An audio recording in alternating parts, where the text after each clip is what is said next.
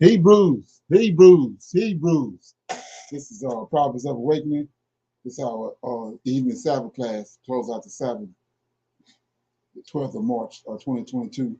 We'll be doing a topic for discussion to be Esau and Japhet and their DNA tree. It's shocking, amazing. So anyway, I'm asking everybody to like, share, and subscribe to Prophets of Awakening channel. Hit the notification button if you can. And for those that don't know, this is a non-Messianic channel, and we deal with the Tanakh, which is the Old Testament, the Word of God, so-called Book of Remembrance, and the Torah, first 5 books that was given to Moses on Mount Sinai by the Lord of Hosts, our Redeemer. Shalom, and welcome everyone to Prophets of Awakening channel, and welcome to our evening Sabbath class. We're going to do our normal moment of silence, Sabbath prayer, Psalms, then the current events, and then we'll do some need to know information, and then go into the Q&A. Then we'll go into the topic for discussion. Okay, so this moment of silence is for Creator Yahweh and His Redeemer, the Lord of Hosts, Isaiah 44:6, and all that they're doing to bring about our deliverance from our captivity over here. Okay, so, oh Lord, we pray unto the Lord our God. We make our confessions, O Lord, the great and dreadful God, keeping covenant and mercy to them that love thee and to them that keep thy commandments. O Lord, righteousness belongeth unto thee, but unto us a confusion of face, as is this day, to the men of Judah and unto the inhabitants of Jerusalem, and unto all Israel that are near and that are far off, through all the countries whither thou hast driven us, because of our trespass, that we have trespassed against thee. As it is written in the laws of Moses, all this evil is come upon us in the land of our captivity, here in the Americas, and in the Caribbeans, Great Britain, and Africa. O Lord, according to all thy righteousness, I beseech thee, and let thine anger and thy fury be turned away from thy city Jerusalem, and thy people, and thy holy mountain. O Lord, hear this prayer, and cause thy face to shine upon thy sanctuary and thy people for your sake. O Lord, open thine eyes and incline thine ears to hear, and behold our condition. O Lord, and hear. O Lord, forgive. O Lord, hearken and do, and defer not, for thine own sake. O my Lord, for thy people and your land needs you desperately at this hour. Peace be unto you. Okay. So with that being said, we'll read a psalm. Okay.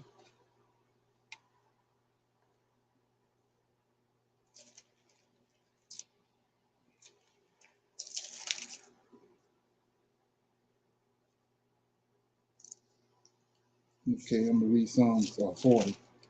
It's a praise for answered prayers. It's a psalm of David. Okay, so it says, I waited patiently for the Lord, and he inclined unto me and heard my cry. He brought me up also out of the terrible pit, horrible pit, out of the miry clay, and set my feet upon a rock, and established my goings. And he hath put a new song in my mouth, even praise unto our God.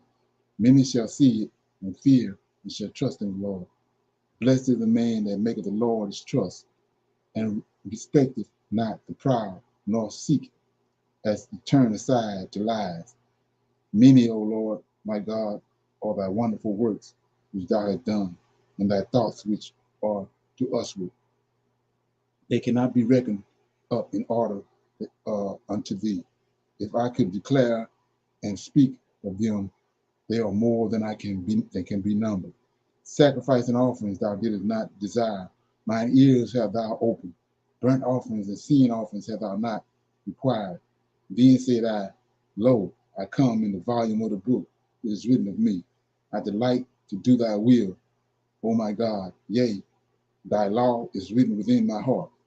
I have preached righteousness in the great congregation. Lo, I have not refrained my lips. O Lord, thou knowest. I have not hid thy righteousness within my heart. I have declared thy faithfulness and thy salvation. I have not concealed thy loving kindness and thy truth from the great congregation. Withhold not thou thy tender mercies from me, O Lord, and let thy loving kindness and thy truth continuously preserve me. For innumerable evils have compassed me about. My iniquities have taken hold upon me, so that I am not able to look up. They are more than the hairs on my head. Therefore my heart faileth me. Be pleased, O Lord, and do deliver me, O Lord, and make haste to help me. Let them be ashamed and confounded together that seek after my soul to destroy it, and let them be driven backwards and put to shame that wish me evil. Let them be desolate for the reward of their shame that that that say unto me, Aha, aha. And let all those that seek thee rejoice and be glad in thee. And let such as love thy salvation say continuously, the Lord be magnified. But I am poor and needy, yet the Lord thinketh upon me. Thou art my help and my deliverer. Make no tarrying, O my God. So that was Psalms 40. It's praise for answered prayers, the Psalm of David. Yeah, anybody got any comments? Anything that's stuck out? Precepts? Yes, when waiting on the Lord patiently, we see what He can do, and you can see this in this psalm, in verse 2 and verse 3. Right, Yes, right. That's what y'all, I mean, when you look back on, that's what all our forefathers did. Uh, if they didn't know it at first, they learned it. They learned it to wait, and be patient, and wait on the Lord. He's going to do everything in His time, and then when He do it, it's going to benefit you to the greatest. Ain't that something? right. Yes, yes, Mhm. Yeah, so I want to do some comparison too. Like I was saying, show you how they created this character, this idol JC. They just got the information from the Old Testament. Okay, verse 7 says, uh, David talking, the son of David. Then I said, Lo, I come. See that? David talking. I come in the volume of the book. It is written of me. Go New Testament. JC said that, right? Okay. Then you go to 8. I delight to do all thy will, O my God. Yea, the law is written within my heart. I have preached righteousness in the great congregation. So righteousness, I was showing you this morning about Melchizedek. It just picked back up right here. All those men, all our forefathers before the flood was kings, kings of righteousness. We saw how when Enoch died, Enoch was taken up. They made Methuselah king over the people. They anointed him and made him king over the people. So they just picked it up right here. So it says, he said in verse 9, I have preached righteousness in the great congregation. Lo, I have not refrained my lips, O Lord, thou knowest. I have not hid thy righteousness within my heart. I have declared thy faithfulness and thy salvation, and I have not concealed thy loving kindness and thy truth from the great congregation. Yeah, so in up here, another one more. It says that if they decided to tell you all the things that the so-called JC had done, it wouldn't be enough to contain the book. It wouldn't be a book big enough to contain. And so we see right here in verse 5, many, O Lord my God, are thy wonderful works which thou hast done, and thy thoughts which are to us. They cannot be reckoned up in order unto thee. If I would declare and speak of them, they are more than they can be known. That's where they got it from. Okay. So with that being said, nobody else have any more comments? Okay. We're gonna move on to current events. Anybody got any current events? Okay. My first one right here is, you know,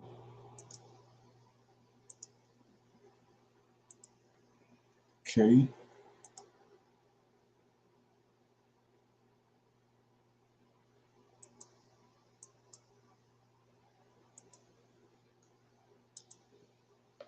Can you see that? Yes. Okay, we're gonna let it roll. Hello and welcome back to the channel. I have another one for you, family. I have another one for you. I'm not going to be long on this video. I just wanted to shine some light on something else that I thought to be very interesting about so-called black people. We some funny folk. I tell you, we are some funny folk. When it comes to the suffering of so-called black people around this world, you have those of us who remain silent, silent as the lamb, right? Ain't got a word to say, nothing to contribute, no type of pity to offer, nothing, no concern, nothing. All the stuff that happens over in Africa, in this country, around the world, the so-called black people, some of our people just remain silent. Now, I keep saying some because I'm not saying all are this way. But I wanted to highlight what's going on in Ukraine. Now, they've already said that it seems like Ukraine is beating Russia's behind. The jury is still out on that, okay? A lot of people are saying that, this is some of the same shows that they put on for us from time to time, wag the dog type situations. I don't know what's going on over there. It's very clear that something is happening. But we do know this, that there's some conflict over there with this European nation, with Russia, with these white nations. There's some conflict. And a lot of black people are just, oh my goodness, they are just so distraught. And so there are these black YouTubers that are singing songs of tribute to Ukraine. And they want you to hang in there and just be encouraged. Be encouraged. Things will get better one day. Now listen, y'all. I want y'all to understand something about me. I'm a compassionate person too. I don't like to see anybody suffer, right? I don't like to see anybody suffer, but one thing I can't stand is ignorance and hypocrisy. See, you have so-called black people who always have all of this concern and care and love and outpouring of emotions for everybody but their own people. I really wish, as a matter of fact, the particular channel I'm speaking of, I don't want to, they're young people, so I'm just going to kind of, not point them out so much, because I'm not trying to attack them. They're young people, right? Okay. But I did a search on the channel to see if there was any tributes to Africa, with all the suffering that Africa has had to endure for a long time. Didn't come up with anything, y'all. Didn't come up with a thing. But, that's very typical of so-called black people. No, not across the board, because many of us do have care and concern for what our people go through, right?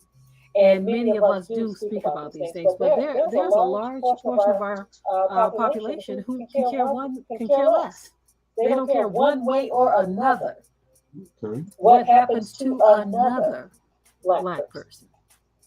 And we see all the evidence and proof that we need in our own communities, in our own experiences, through black media. Even black films that are true stories that they are bringing to the big screen. They say based on true events. You look at these stories and you say, man, we that cold towards one another, huh? Yep, it's true. It is all true. Yes, we are. Okay. Any comments on that? Anybody seen the videos on YouTube like that? Anybody seen No. it? Have I ain't seen nothing like that? No, I haven't. Okay. Okay, here we go.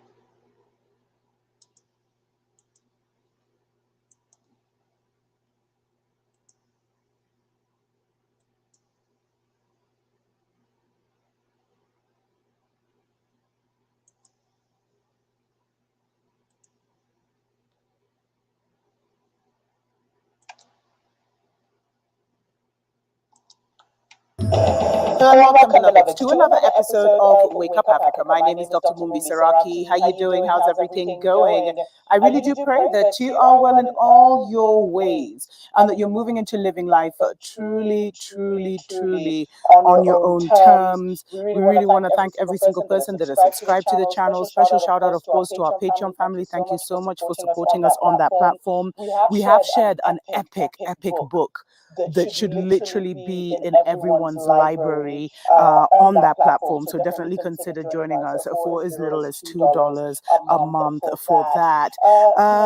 Beloveds, a lot of people in Africa may still be so deep in the religious psychosis that they don't understand how much their truth has been manipulated, has been controlled, and has been used as a form of like imprisonment, mental imprisonment.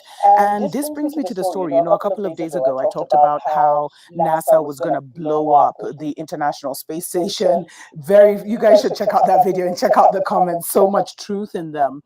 But now, NASA has paid millions and millions and billions of dollars for various missions, beloveds. And one of their most expensive missions that came to light at the end of last year, at the beginning of this year, was the fact that they got 24, I think it was 24, I wonder why that number, theologians or spiritualists from all the major religions, and they invited them over to do research for a couple of years to see, this happened in 2016, beloveds, to kind of see what would be the reaction if they were to announce to the world that aliens exist, and how would people treat it. And they were calling it something like astrobiology, and they wanted to determine how the world's religions would react should humanity find out alien life does in fact exist among the stars. Actually, those aliens are here. They're among us, beloveds. And in case you're doubting this, because you see, that's the power of the narrative, beloveds. The narrative can create something in your life, and it can erase something in your life. It can make like something not exist. And that's the danger of having such low level demonic entities controlling our group thought, beloveds, because they have literally hidden. I told you, there's like more than 7 continents on this plane alone. Some say there are 33 in total. There's different worlds, there's different nations, even amongst us, even on these 7 continents. If you were just to research how many no-go zones are there, or how many trails have been blocked, like between Africa and Europe, Africa and the Caribbean, and how everything has been made to seem like it's so apart and so, so far apart when it's actually so close together. But this shows you the power of the narrative, that they can feed you a story, a religious psychosis, literally, that will make you erase from your vision. Because another thing is, they took us from our other senses. They've lowered us to just 5 senses. Okay, so is that a feather on our ear or what? When you have more than 100 senses, beloveds, that's when now you're operating as a god, They've lowered us to, and their physical senses, which can be deceived. Because if you're not seeing with your spiritual eye, your first eye, beloveds, there's a problem. You can easily be a victim, or you are a victim of the Babylon system. And I mean, there's so many ships that are being, viewed now over the divided states. And over Mount Zion, beloveds, whenever there's rain, I mean, okay, I can't share the whole thing, but whenever there's rain, I'm telling you, there's always this thunder. And it sounds like a freaking spaceship is just coming to like land or deposit that water. And there are some amazing myths, which I haven't been allowed to share, so I won't share here. But there are some amazing, not even myths, I'm sorry to even call them myths, stories of how these water towers, like Mount Zion, Mount Ruwenzori, and many others, used to be deposited with fresh water. And it wasn't through very, very mystical stuff, beloveds. Okay. Any comments?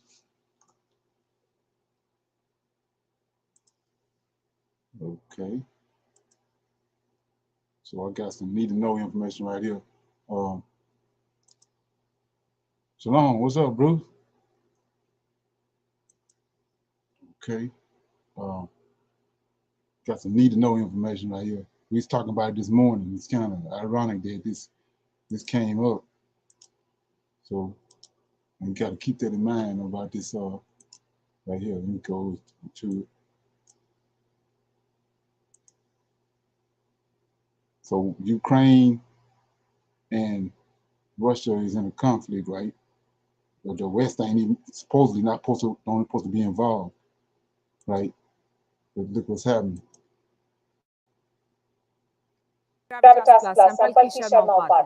It's been 2 weeks since Russia invaded Ukraine. The military battle is still on, and so is the battle of narratives, an information war.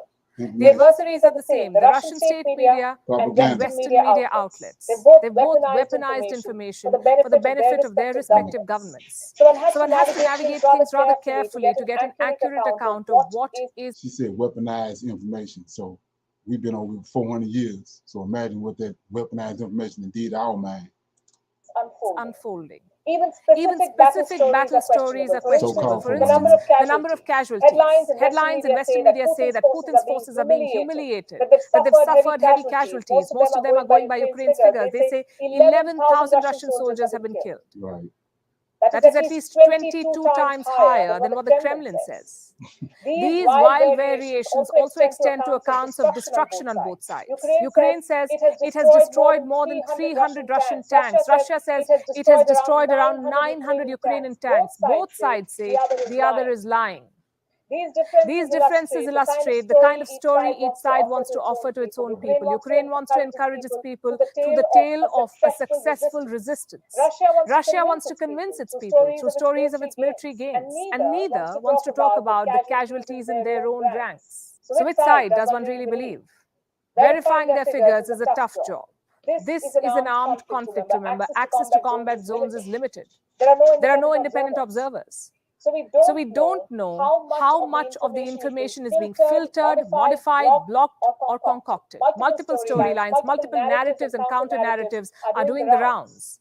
The first one is that the Ukrainians are successfully defending their land. How then did Russian troops reach the outskirts of Kiev in just 2 days? Right. The second narrative is that Russian troops are making slow progress. How can they gauge the pace of Russia's progress with no access to Russia's battle plans?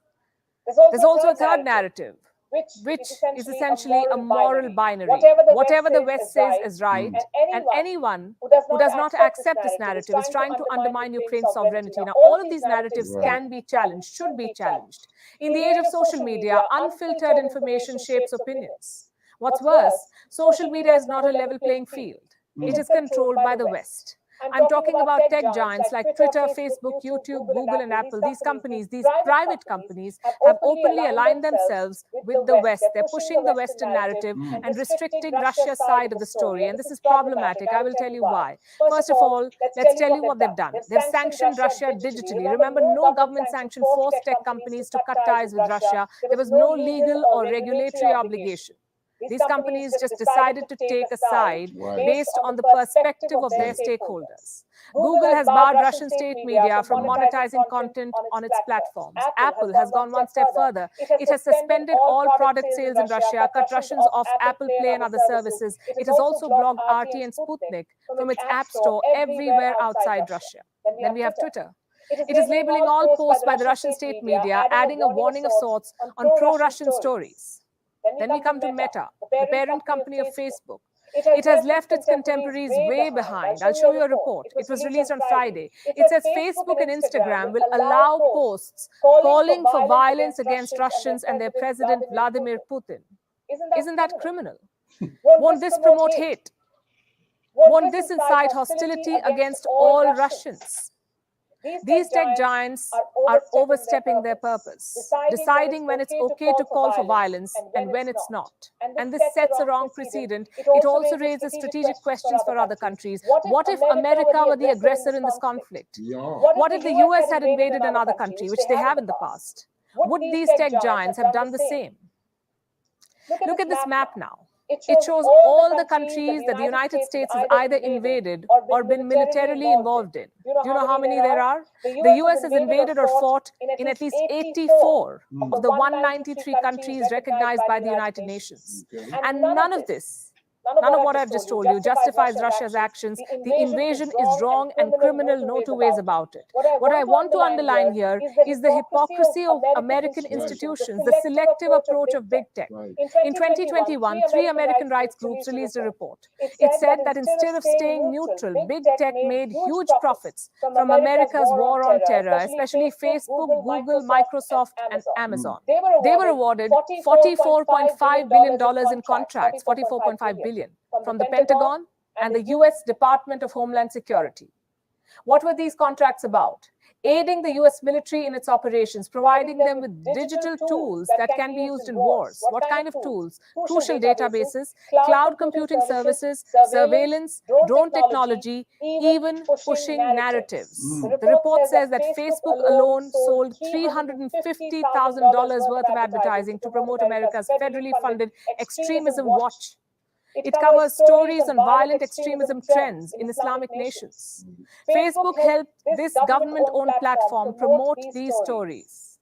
And this was just one contract. This report says that there were hundreds of other contracts and subcontracts that were awarded to American tech giants yet to be made public. Just to be clear, we're talking about platforms that have a direct line to the hearts and minds of billions of people the world over. 2.7 billion people use Facebook daily. 206 million people use Twitter daily. YouTube has 122 million daily active users. Imagine the kind of reach and potential big tech has in manipulating global opinion about America's actions, in controlling conversations about a conflict America is involved in. Things get murkier when you look at who's running these platforms. A report by another US rights group says that hundreds of former US government officials are currently serving in key positions at big tech companies. This includes officials from the Department of Defense, the Department of Homeland Security and Justice, the National Security Agency, and the Federal Bureau of Investigation. This is Jared Cohen. He was a policy planner at the US State Department. He currently runs Jigsaw, a technology incubator created by Google to develop counter-terrorism tools for social media platforms. This is Steve Pandelides. He worked at the FBI for 20 years. He's currently the director of security at Amazon Web Services. This is Joseph D. Rozek. He worked at the Department of Defense. He now works at Microsoft, where he specializes in quote-unquote information sharing. And these are just a few names. There are many, many more. Reports say there's a revolving door of sorts between big tech and US government agencies, countless security officials and policymakers pigeonholing information to suit American interests. They say whoever controls the flow of information controls the world. There could be no better description of what's happening right now. Russia is the aggressor in the conflict in Ukraine, yes, but the West's monopoly on information flow is making things complex. We cannot take every story on face value. We cannot confuse visibility with transparency. Not until the gatekeepers of the world's information keep global interests above their own. Okay, any comments?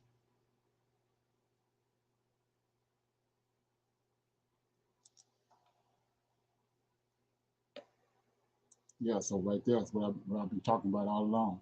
This how this like so when you look at this and understand this, what she was just saying, it's the same thing with your channels.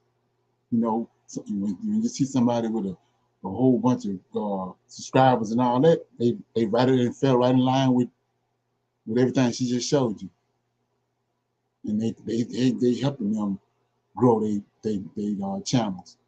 And then the people that's coming with the truth and exposing stuff, they fund them with their channels. And you have to understand that. So like I said before, you know, if you go where a whole bunch of people huddled up together, it's some whacked out going on there. It's just how it is. Okay. Like I said, it's one lie after another one every day. You get up, pick up, and watch the news. They lead you in a certain direction. Okay. Nobody have any comments. I just wanted to put that information out there. So when I bring it up in the future, you can have some kind of understanding what I'm talking about. So I'm gonna go to the Q&A and open it up for some questions, comments, or answers. Anybody got anything they want to talk about? They heard this morning or during the week or when they was reading?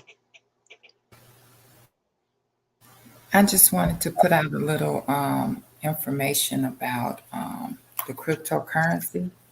Okay. We know it's getting ready to blow up. So just want to tell the people out there, if you have not already invested, especially us, because we're always the last ones to get on the train, we Right. need to go ahead on and invest in at least one of them, two of them, even if it's just a little bit. It does not have to be a lot, but you need to invest now. Don't wait, because if you wait, it's going to be too late.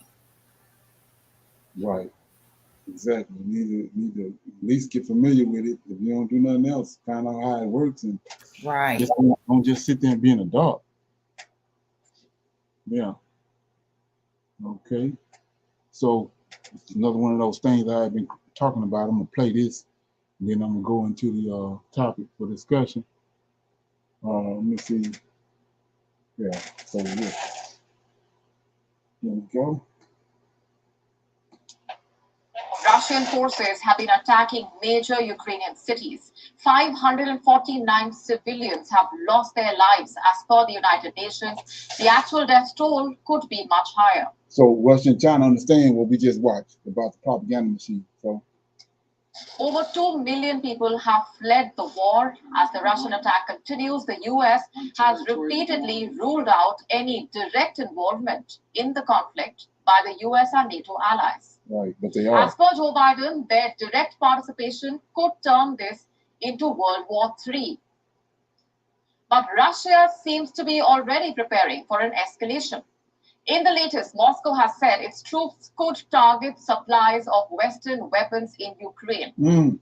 Have a look at what the Russian Deputy Foreign Minister, Sergei Ryabkov, told state television. I'm quoting, "We warned the United States that the orchestrated pumping of weapons from a number of countries is not just a dangerous move, it is a move that turns these convoys into legitimate targets," quote unquote. He said Moscow had warned about the consequences of the thoughtless transfer to Ukraine of weapons like man-portable air defense systems, anti-tank missile systems, and so on. Not just that, Ryabkov said Washington had not taken Moscow's warning seriously, adding that Russia and the US were not holding any negotiation process on Ukraine. So Russia is calling the West's supply of weapons to Ukraine a dangerous move. Moscow sees this as a quote-unquote thoughtless transfer of weapons. Just what is the extent of the military support that we are talking about? Analysts say there is evidence that recently supplied weapons by the West are already being used. Among the ones supplied by the West are shoulder-launched air defense missiles, also known as manpads. They include the infamous US-made Stinger surface-to-air missiles that it used against Soviet aircraft during its occupation of Afghanistan in the 1980s. The United Kingdom also delivered 2,000 light anti-tank missiles, or the NLAWs. Reports say these were already being used to destroy Russian armored columns.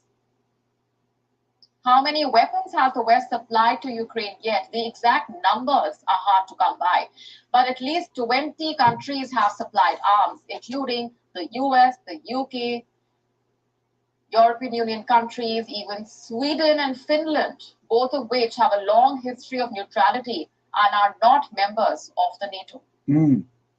The United States and NATO members have sent at least 17,000 anti-tank missiles and 2,000 Stinger anti-aircraft missiles. Germany and the Netherlands sent 1,000 anti-tank and Stinger air defense missiles.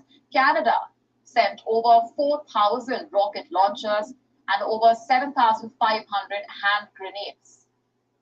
Recent weapons deliveries include tens of thousands of assault rifles and machine guns, anti-tank mines, and hundreds of tons of ammunition. Body armor, helmets, and medical supplies have also been sent. The UK says it is helping facilitate the deliveries of these weapons. The West, however, has not given out details of how the supplies are getting through. Okay, so we see right here, they saying one thing, but they all in the war. They all up in it. They sending all these weapons to them. So Russia ain't taking that lightly. That's how they operate. The double talking, the lying. So they gonna Putin. When you understand how he operates, he going right to the source. He gonna go right to the source. Okay. So that's it. Keep that in mind. So anybody got any comments on that before we go into the class? Okay.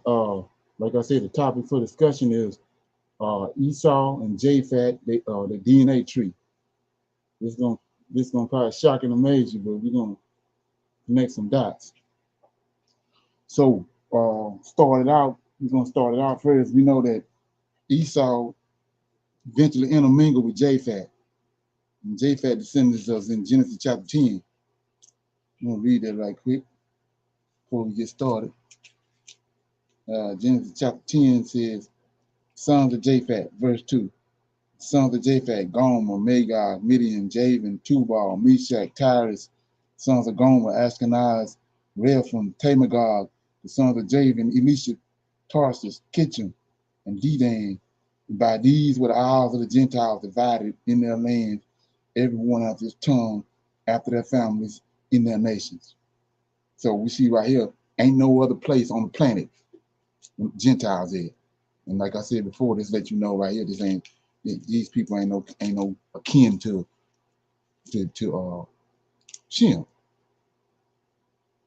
So these are European. They're still there now. We're looking at them. Same people that's at war right now, NATO countries and all them. These Europeans, right?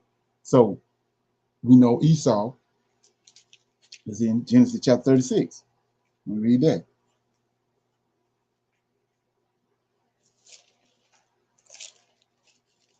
Okay. It says right here. Now these are the generations of Esau, who is Edom. And the reason why he's called Edom is he intermingled. He merged, him and Japhet merged together. They became Edom. It was Esau at first, but it became Edom because he merged with them, and they became Edom, which eventually became Rome, which is the Lord of Hosts told us that we're going to go into captivity, this final captivity, and we're going to be there until the time of the Gentiles is up. So the third beast and the fourth beast is Gentile. So when the third beast winds down to the end, that's when the time of the Gentiles is up. That's where we at right now. So Genesis 36 says, now these are the generations of Esau and Edom. Esau took wives of the daughters of the Canaan, Ada, daughter of Elam, a Hittite, and Abiah, the daughter of Anak, daughter of Zebulun, the Hivite. And so these are Canaanite women, which are giants, and they are. We're gonna go to Deuteronomy chapter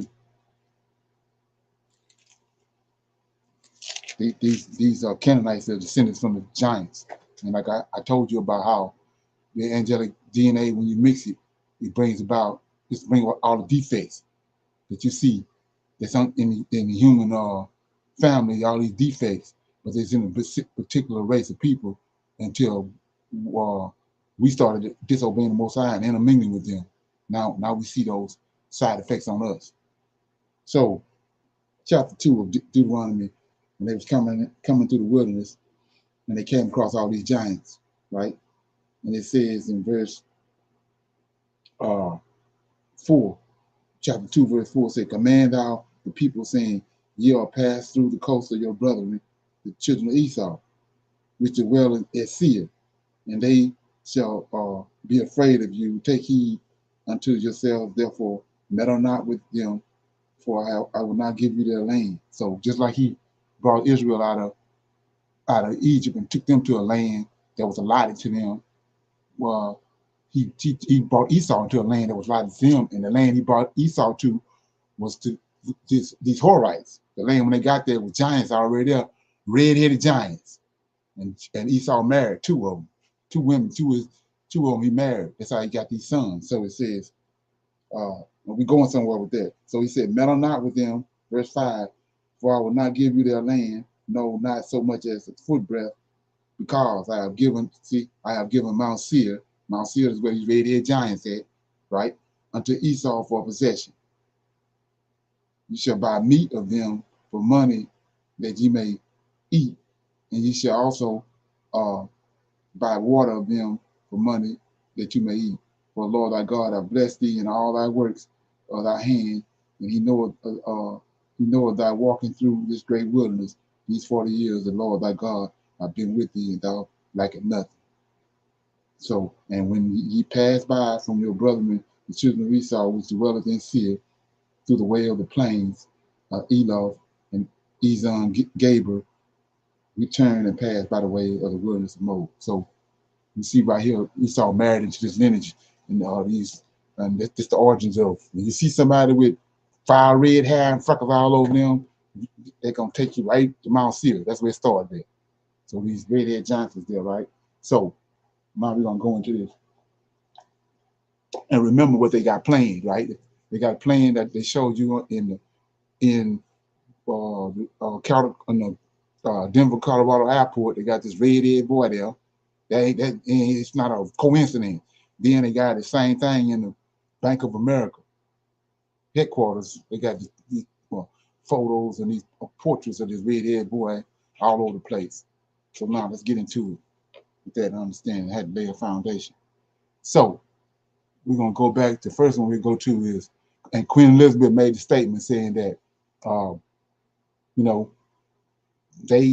Windsors, which are the people that's the royal family that's over there running Great Britain, say they ascended. They DNA goes back to the pharaohs of Egypt, the last dynasty, because the last dynasty was the Ptolemy dynasty, and they was Europeans. They Alexander and Zephno. Zephno is one of Esau's sons. That's what the redheads did. We know they mixed in with these Horites. So let me see what I got to do right here. Okay, here we go. Tutankhamun, the teenage pharaoh whose Egyptian tomb yielded dazzling treasures, limped around. Let me go to went the wrong route.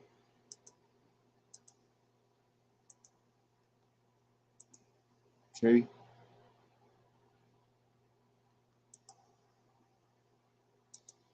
Can you see that?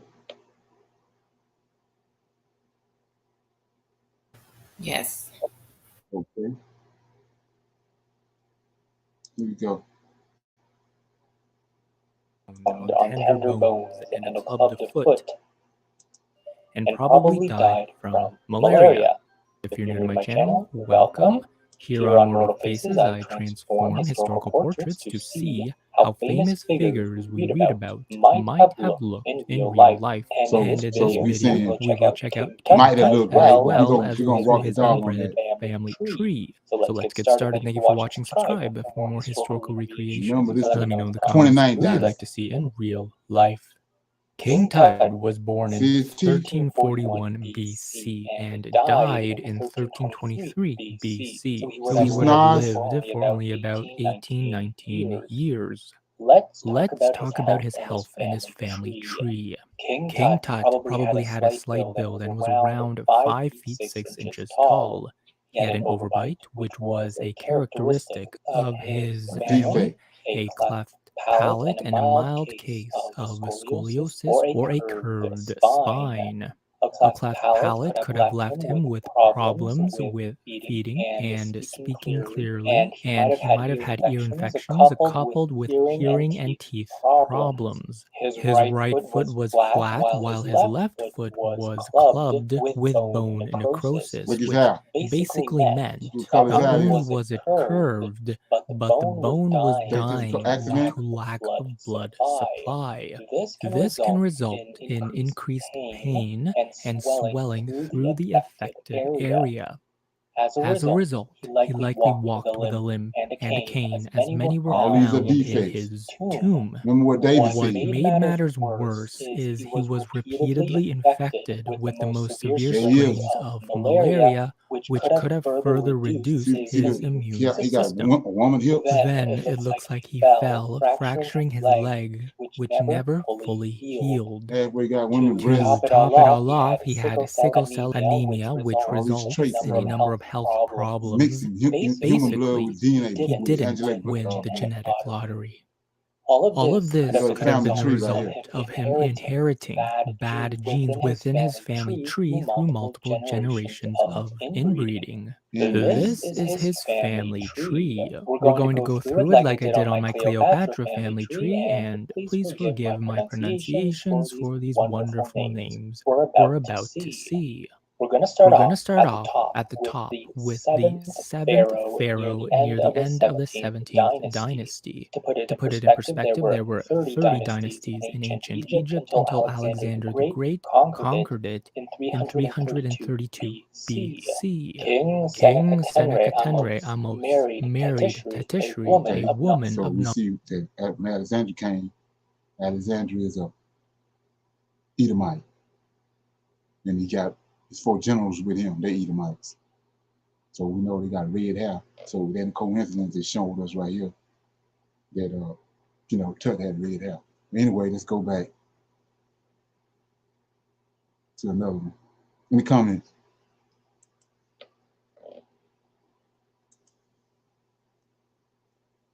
Okay, let me get that. Okay, here you go.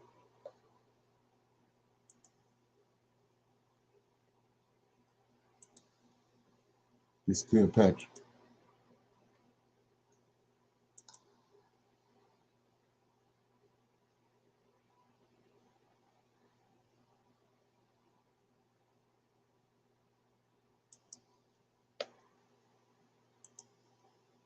Okay, can you see that? Yes.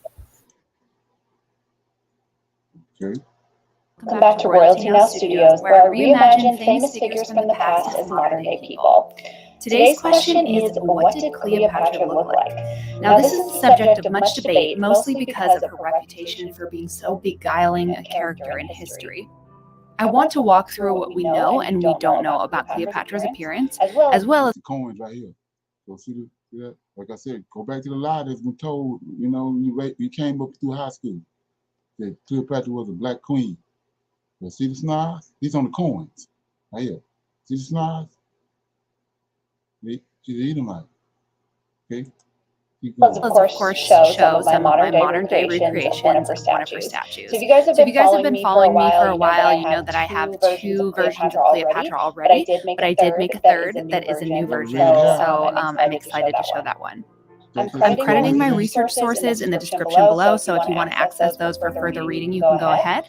Also, make sure to follow me on Instagram at royalty_now_, where I post these images along with their history. So let's start with what we do know about Cleopatra. First of all, Cleopatra was mesmerizing. She was someone that could charm absolutely anyone. She threw amazing parties, she knew how to dress to impress, and spoke several languages. Her intelligence was really off the charts, and this was said to be the most intriguing thing about her. Some other images we have of her are 3 possible, although unconfirmed, frescoes of her that are found at Pompeii. So these actual wall paintings. This is the Oyo personal.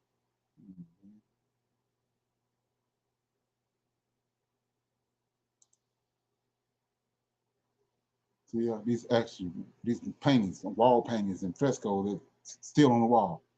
See the red hair? Okay, my bad.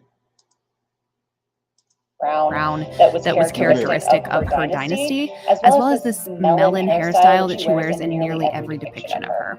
So two of them also include a baby on her shoulder or a boy standing over her, which, as I just mentioned, could be that cherub or Caesarean figure on her shoulder, kind of reflecting that Venus imagery that she had in Rome proper. So there are a couple things that we don't know for sure about Cleopatra. One more place. Something that throws a wrench in our assumptions about Greek women, Middle Eastern women having dark hair, is that there are a couple of depictions of her with red hair that were made during her lifetime. There's many Greeks that have lighter hair. Alexander the Great himself, a very famous Greek, had blonde or reddish hair, and many Mediterranean folks do too. So those three frescoes from Pompeii show Cleopatra with reddish or brownish reddish hair, and there's also a small cameo image showing Cleopatra with red hair. So here is my redheaded version. Heat all that. There it is. Okay, we're gonna get out of this. In the comments so far. And we, for so long, believed something else. Oh yeah, like Wow. I said, what we just witnessed is they did a number on us. Mm-hmm. So crazy as hell to believe anything they say. So anyway, let's go another place. I'm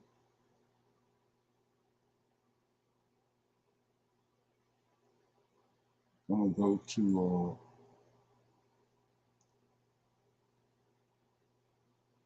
oh yeah. This Charles. Keep in mind this Charles in Spain. I told you about Spain in 143 BC. 70 AD. Titus of Vespasian gave them safe passage to Spain. That's what these Edomites, Herod's lineage, Edomites at. Can you see that? Yes. Okay, so this To another video. In this next It's transformation, Charles it's II. a direct result of inbreeding. So It's the same with King James. You know, we got all these Israelites trying to pump up King James and black man, all that bullshit. But let's keep going. one of the most extreme cases we have on record and in history, and it's a good example of what happens when you don't change your gene pool. It's hard to tell how he would have looked because most likely the painters who And I painted just showed you on Facebook where the guy was talking about all the people that's running these corporations and all that. It's they in plain sight.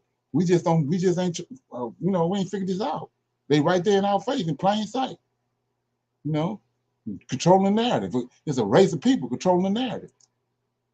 Charles II's portraits erased a lot of his deformities.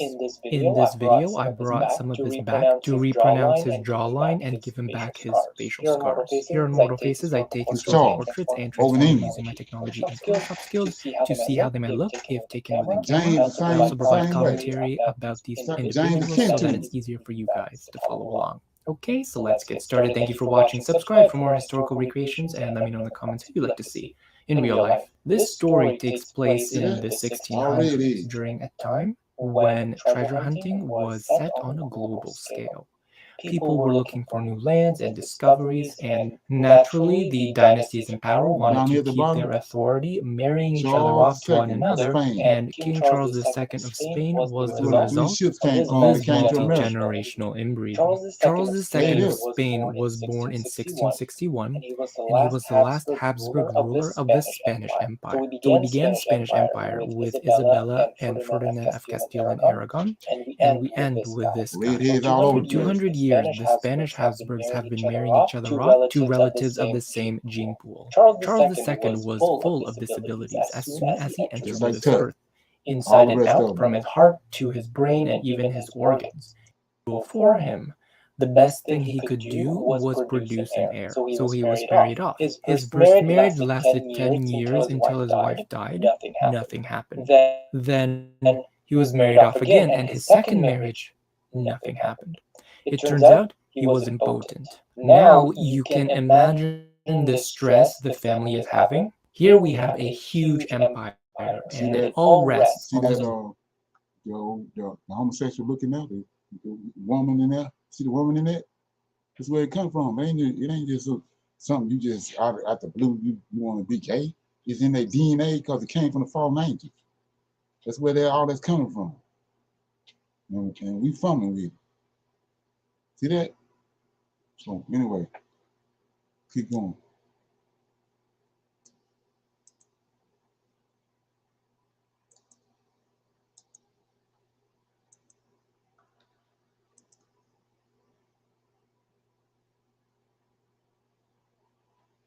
So now we're gonna go to, like I said before, geographical location.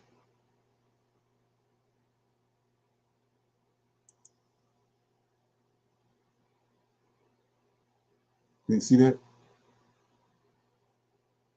Yes. Okay. Incest and Inbreeding. Part 2, the Royal Houses of Europe. In the royal families of Europe, sibling marriages were considered abhorrent. However, unions between cousins were incredibly common. The houses of Habsburg, Hohenzollern, Savoy, Hanover, and Bourbon often intermarried.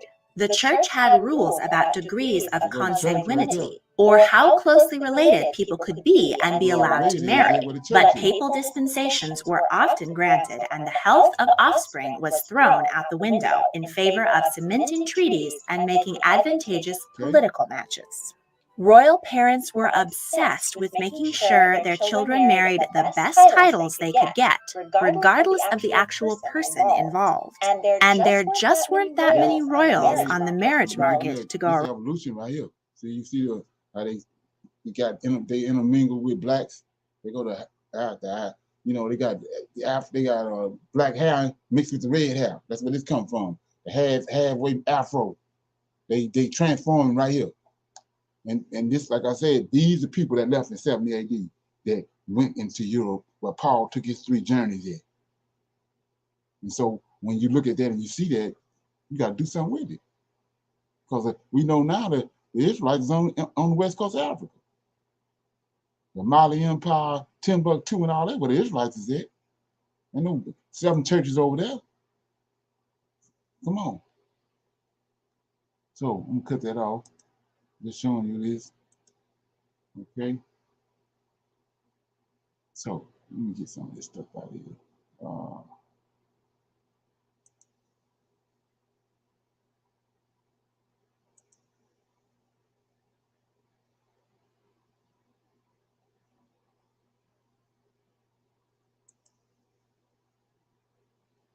Okay.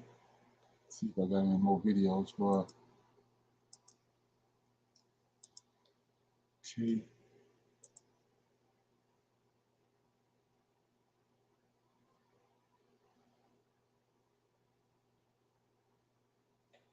Yeah. So okay. So I'm showing you how, connecting the dots on. Like I said, they got these images of this little red-haired boy, and it ain't just happenstance. I'm showing you why they got it there. You can go all the way back and go all the way back to walk the dog. And you see it. It's okay. So with that being said, anybody got any comments or any questions about what I just showed them? Everybody good? Yes, I don't know if you really paid any attention to that or not, but they was talking about how sickly they all were. Yeah, right. And how many disabilities they had, and Right. wow. Yeah, so I'm gonna read this again for the people that haven't heard it before. I mean, 2 Samuel. So this when David took Zion and he turned it into Jerusalem, and it was giants there. And I told you that's where all these defects came from. That's why we was commanded by the Lord of hosts not to intermingle with those people. So verse 6, chapter 5 of 2 Samuel, verse 6. And King and his men went to Jerusalem unto the Jebusites, and the inhabitants, these descendants from these fallen angels, the inhabitants of the land which spoke unto David, saying, now keep in mind JC and what he came doing, saying, except thou take away the blind and the lame, thou shalt not come hither. Thinking David could not. They didn't build this big old wall city because they giants. So we said 7. Nevertheless, David took the stronghold of Zion, the same as the city of David. And David said on that day, whosoever getteth up to the gutter smiteth the Jebusites, right? And the lame and the blind, right? That are hated of David's soul. He shall be chief and captain wherewith they said the blind and the lame should not come into the land. So David killing the lame and the blind. Right? And JC come laying hands on him. So you let that ferment. David hated. He hated them because David understands where they came from. The origins of it. So, but now all of a sudden JC come and he going about laying hands on all of them. He trying to heal something that's wicked as hell that the Most High said was wicked. So he ain't get no instruction from the Most High. He had to get it from somewhere else because of the Most High and David, his anointed one, got a problem with it. So he know where it came from. It's all tied together. The homosexuality, the sexual perversion, all that tied to this. The defects. That's why the Most High said, don't intermingle. Don't let your sons marry their daughters, and don't let your daughters marry their sons. Okay? So we fumbling with it. Okay, let me get out of this.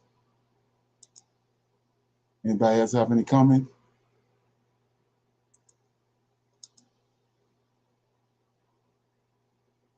Okay, so with that being said, I was gonna play this little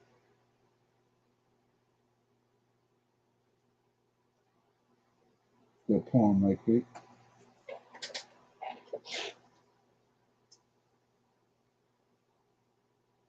You ever see a black man walk?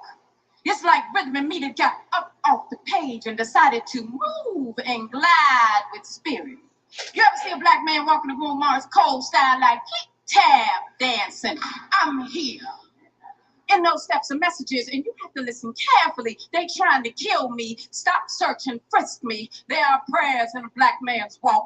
Don't let them shoot me down where I'm standing. Don't let the white chalk lines find me. Don't let me die in the streets like an animal. I'm a man. I swear I'm a man. When a black man walks, a whole generation lives to see another day, another sunrise, another mouth to feed, another seed, another sacrifice saved, another poem, another hungry burning cross, another mother breathing in her son's ear.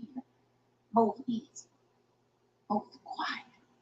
Keep your head down, boy. It don't matter if you're 16 or 60. When a black man walks, he is always hunted. He is always animal. He is always standing out like a living corpse. He smells like a KKK appetizer.